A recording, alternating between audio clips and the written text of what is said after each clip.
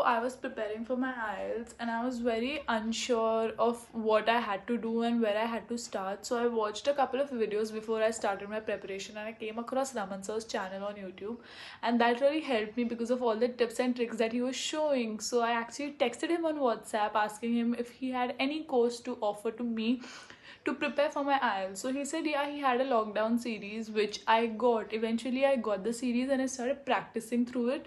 I watched those videos on the app, which I got. Also started practicing a lot of reading, listening, writing, and started watching his videos to, gain knowledge. And after a couple of time I was very confident because I was really struggling a bit, if you can say. Like, I was struggling because it was my first time and I was very scared of it. So I actually followed all his tricks. I used to mark which was right, wrong, and then eventually he helped me to gain a lot of confidence, and that's how I cleared my IELTS in my first attempt and I scored 7.5 overall. यहाँ पर मैं आपको एक देने जा रहा हूँ advice, और ये एडवाइस बहुत ही रीजनेबल है। आपको अच्छी लगे एक्सेप्ट कीजिए, नहीं अच्छी लगे इग्नोर कर दीजिएगा, no problem. Hi friends, how are you doing today? आज है 19th और आप में से कई स्टूडेंट अपना एग्जाम दे चुके हैं मॉर्निंग स्लॉट में और कई अभी इस इवनिंग टाइम में अपना एग्जाम दे रहे हैं। This video is for both sessions and I want you to make use of it. How? I will tell you in this video. You're watching YouTube channel IELTS Coaching and I'm your IELTS expert Ramandeep Singh. If you have not subscribed this channel, do it right now and press the bell button to get the notification of my newly uploaded videos. Guys, आपने अभी IELTS का exam दिया है and I hope आप बहुत cheerful faces से बाहर निकले होंगे। आपने अच्छा अटेम्प्ट किया होगा according to your caliber and now you are expecting positive result.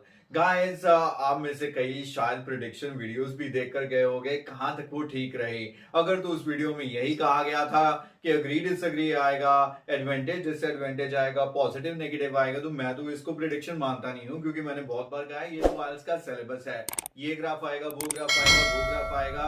These are type of graphs. अगर आपको किसी ने बताया था कि ये पर्टिकुलर मैप आएगा और ये पर्टिकुलर ऐसे आएगा, यही वाला ही ऐसे आएगा, इसको मैं प्रिडिक्शन मानता हूं। लेकिन ये प्रिडिक्शन कोई करेगा नहीं, क्योंकि ये वही कर सकता है जिसने एग्जाम या तो खुद बनाया है या किसी ने एग्जाम लीक करवाया है। ऐसी वीडियो बनाते ही वो बंदा हो जाएगा अंदर या हो जाएगा रफू चक्कर।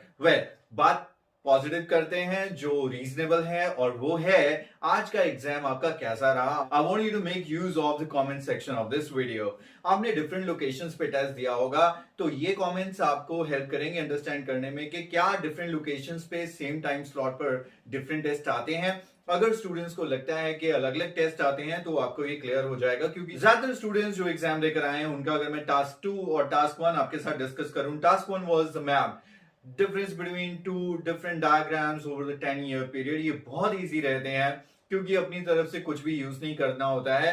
एक लिमिटेड सी vocabulary, relocated, earlier it was of smaller size, now it has been enlarged. कोई चीज पहले बड़ी थी, अब it has been reduced in size. ऐसे कोई जगह पहले कहीं और पे थी, now it has been shifted या इट हैज बीन रेनोवेटेड। तो ये है appropriate sentences to use if the data was of the past and present. And I hope आपने ध्यान रखा होगा जिस टाइप का आपको डेटा मिला होगा, past past, past present, past future या प्रेजेंट फ्यूचर, आपने अकॉर्डिंगली ही लिखा होगा।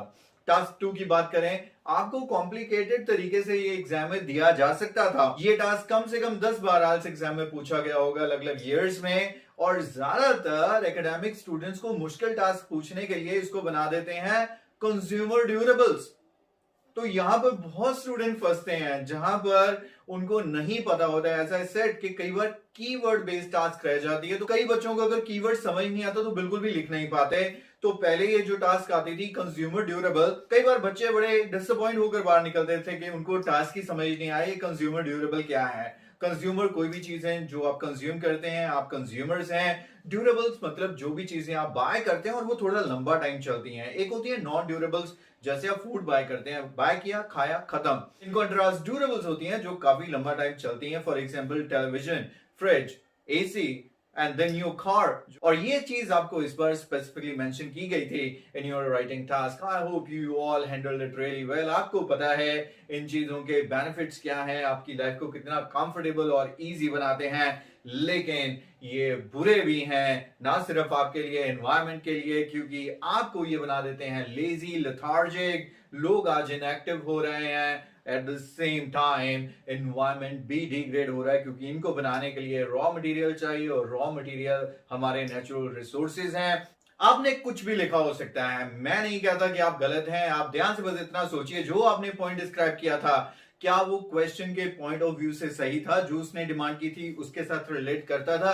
अगर करता था तो बढ़िया है। अब आप चाहें तो आप इस कमेंट सेक्शन में अपने लिसनिंग एंड रीडिंग के आंसर्स भी शेयर कर सकते हैं, so that you can check it out कि बाकी स्टूडेंट्स ने कैसा परफॉर्म किया और आपकी एक्सपेक्टेड स्कोर इसके अकॉर्डिंगली आएगी या नहीं आएगी। वैसे अगर आपकी जगह पर मैं हूं, मैं तो बड़ा चिल करने वाला बंदा हूं, मैं तो भूल ही जाता हूं एग्जाम देके कि मेरा कभी एग्जाम हुआ है। आप भी अगर ऐसा कर सकते हैं तो देख लीजिए, अदरवाइज स्ट्रेस तो माइंड पे रहता ही है, तो उस वजह से अगर आप चेक करना चाहें तो कीजिए, अदरवाइज भूल जाइए कि अब 14 दिन बाद जब रिजल्ट आएगा तब देखी जाएगी कि क्या करना है। लेकिन यहां पर मैं आपको एक देने जा रहा हूं एडवाइस, और ये एडवाइस बहुत ही रीजनेबल है, आपको अच्छी लगे एक्सेप्ट कीजिए, नहीं अच्छी लगे इग्नोर कर दीजिएगा, no problem. That advice is अगले 14 दिनों तक, जब तक आपका रिजल्ट नहीं आ जाता, प्लीज लर्निंग मोड में रहिए। बिल्कुल भी ये मत समझिए कि आपने आइल्स का एग्जाम दे दिया है। आपने बहुत सारी स्टोरी सुनी होंगी उन बच्चों की जिनको बार बार आइल्स एग्जाम देना पड़ता है, एक्सपेक्टेड स्कोर एक बार में नहीं आते। आ जाएंगे तो बहुत खुशी मिलेगी, अगर नहीं आएंगे तो आप डिसअपॉइंट नहीं होंगे, अगर मेरी एडवाइस को अच्छे से मान लेंगे। आज का दिन एग्जाम का दिन था, कल संडे है, रेस्ट कीजिए, मंडे से अपनी कंटिन्यूअस प्रैक्टिस करते रहिए। अगर आप अफोर्ड कर सकते हैं अपने इंस्टीट्यूट में जाना, जहां पर आप ट्रेनिंग ले रहे थे, वहां पर जाते रहिए, नो प्रॉब्लम। घर पे रहना है तो घर पे भी एक डेली की रीडिंग कीजिए, एक राइटिंग कीजिए, स्पीकिंग बूस्टर अगर नहीं बाय किया तो बाय कीजिए, या जहां से भी आप स्पीकिंग की प्रैक्टिस करना चाहते हैं प्रैक्टिस कीजिए। मेरे वीडियोस देखते रहिए, नए क्यू कार्ड्स के बारे में जो भी अपडेट मैं दे रहा हूं उनको फॉलो कीजिए। अगले 14 दिन तक प्रैक्टिस मोड में रहिए। इससे क्या होगा कि बाय एनी चांस, मैं नहीं चाहता हूं ऐसा हो, अनफॉर्चुनेटली आपका एक्सपेक्टेड स्कोर नहीं आता है, तो ये 15 दिन का गैप आपको पीछे डाल देगा और शायद फिर से आपको इंस्टीट्यूट ज्वाइन करना पड़े और फिर से 1 महीना 2 महीना आपको कम बैक करने में टाइम लग जाए। लेकिन अगर आप कंटिन्यूअस प्रैक्टिस कर रहे हैं तो जैसे ही आपका रिजल्ट पॉर आता है तो नेक्स्ट 5 6 7 डेज में जो भी आपको आईएलटीएस एग्जाम की डेट मिलती है फटाफट से भर दीजिएगा, दोबारा से टेस्ट दीजिएगा, and you will achieve your desired score. एक बात मैं ये बता दूं कि जो बच्चे ये कहते हैं कि मेरा ये लास्ट चांस है या मेरे पेरेंट्स ने कह दिया ये लास्ट चांस है, आइल्स का कभी भी लास्ट चांस नहीं होता। I guarantee you. आप कहानियां सुनिए स्टूडेंट्स की जिन्होंने 12 बार एग्जाम दिया, 16 बार दिया, ये बार बार एग्जाम देते रहेंगे जब तक एक्सपेक्टेड स्कोर नहीं आ जाता। पेरेंट्स भी आपको कह देते हैं कि ये लास्ट चांस है, लेकिन 6 महीने बाद, साल बाद उनको फिर रियलाइज होता है, फिर आपको इंस्टीट्यूट भेज देंगे और फिर से आपकी आज प्रिपरेशन स्टार्ट हो जाएगी। बेटर ये है कि जब आप कर रहे हैं तो कंटिन्यूअसली कीजिए।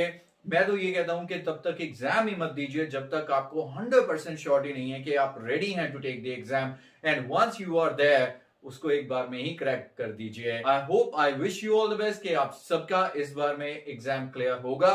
बट अनफॉर्चुनेटली अगर आप किसी मॉड्यूल में मार्क खा जाते हैं तो भाई बहुत अच्छे से प्रैक्टिस कीजिएगा, तभी दोबारा एग्जाम देने के बारे में सोचिएगा।